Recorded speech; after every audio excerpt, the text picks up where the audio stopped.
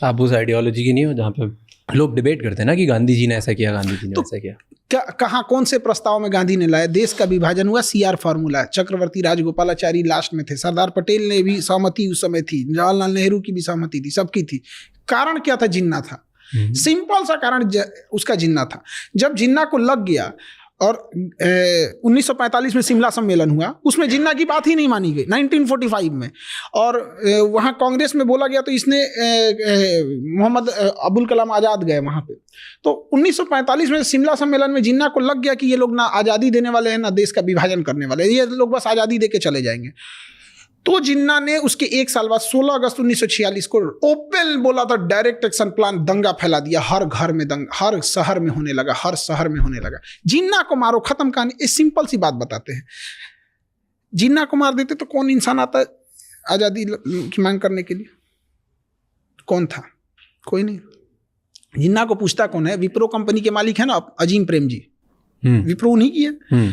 अजीम प्रेम जी के पिताजी थे मोहम्मद प्रेम जी, उनको जिन्ना ने ऑफर दिया कि आप क्या कर रहे हैं वो हिंदुस्तान में, ये आपका मुल्क है पाकिस्तान, यहाँ आइए हम आपको वित्त मंत्री बना देते हैं। हम फोन काट दिए, रख देश बनाया यहाँ पर। इस इंसान ने ठुकरा दिया। 22 करोड़ रुपया दान देते हैं विप्रो से, हमारे रतन टाटा साहब। ये लोग देश के लिए हीरा हैं ये लोग।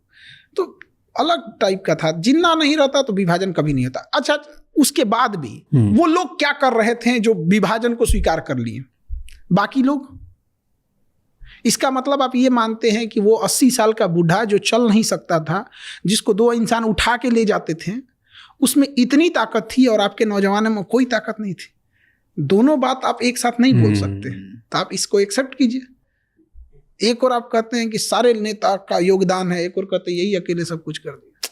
आज़ादी की श्रेय में यहाँ एक कोई किसी को दान देता है 2 किलो अनाज, केला, फल देता है ना, तो 4 फोटो खिंचवाता है। एक कोई घर बनवाता है तो 10 फोटो खिंचवाता है।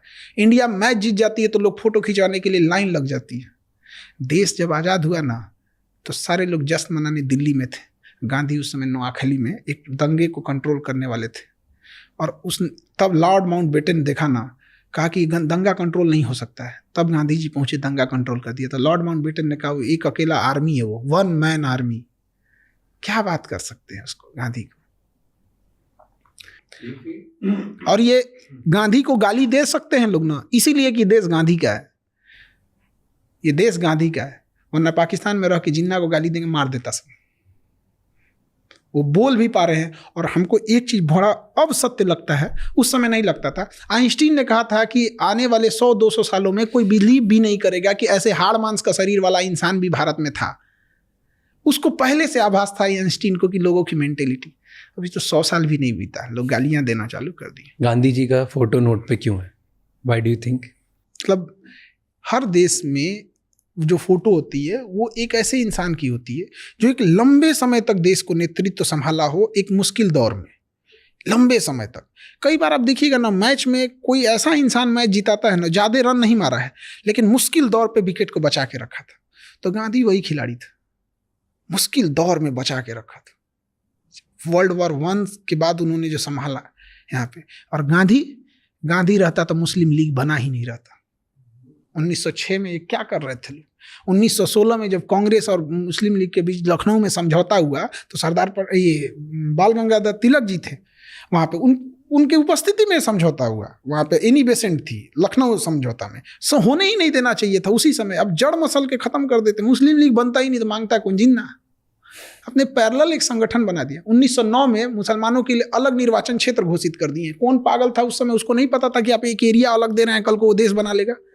यही चीज जब 1932 में इंग्लैंड में रैमजे मैकडोनाल्ड करना चाहता था, महात्मा गांधी वहां गए और टेबल पे मीटिंग चल रही थी, राजा बैठा था, प्रधानमंत्री बैठे थे, गांधी उठ के चले आए।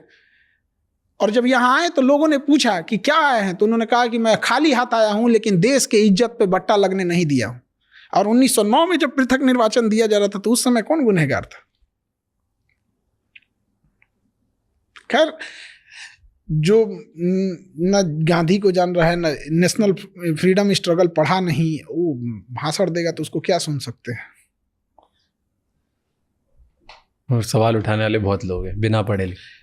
सवाल तो लोग सीता मैया पे उठा दिए थे, तो गांधी जी क्या है? तो गांधी और हम और आप क्या चीज़ है? इस समाज का उसूल है, जो इस समाज को उठाएगा समाज उसको मार देगा।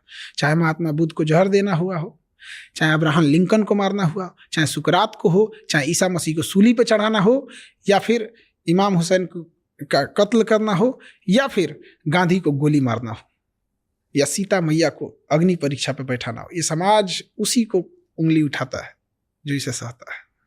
इस सब मामले में कृष्ण जी ठीक थे, इस सब मामले में सबसे ठीक ठाक है, दुर्योधन ज्यादा नहीं। क्यों ठीक थे सबसे, ऐसे क्यों? ये सब एक उनके लिए एक फिक्स था कि भाई एक लिमिट से ज्यादा कूदोगे तो काम खत्म कर देंगे यहाँ पे। इतना नहीं यहाँ पे कि कौन रथ से नीचे उतर गया था, मारिए इसको, तो काहे भाई इंसानियत। जब द्रौपदी का चीरहरण हो रहा था तो इनका इंसानियत मर गया था। टिट फॉर टैट, ये सब चीजों में ठीक थे। आप कौन से किसको फॉलो करते हैं? हम सबको सब।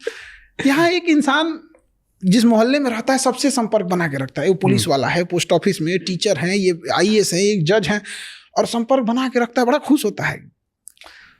तो फिर इतने बड़े बड़े भगवान से क्यों बैर लेना भाई? सबसे मिलजुल के रहो, कोई दिक्कत कभी आएगी तो खुल के बोल सकते हो। और क्या ये बताइए, अगर कोई क्रिश्चियन है वो वाहे गुरु से कहे कि हमारी मुसीबत में आप, मेरी मुसीबत है, हमें इस मुसीबत से निकाली, तो क्या कहेंगे? तुम क्रिश्चियन है। इंसानियत सबसे बड़ा होना चाहिए, सर्वोपरि। थैंक यू सो मच ये क्लिप एंड तक देखने के लिए। अगर आपको और भी ऐसी क्लिप्स देखनी है तो राज शमानी क्लिप्स चैनल को सब्सक्राइब कर लीजिए।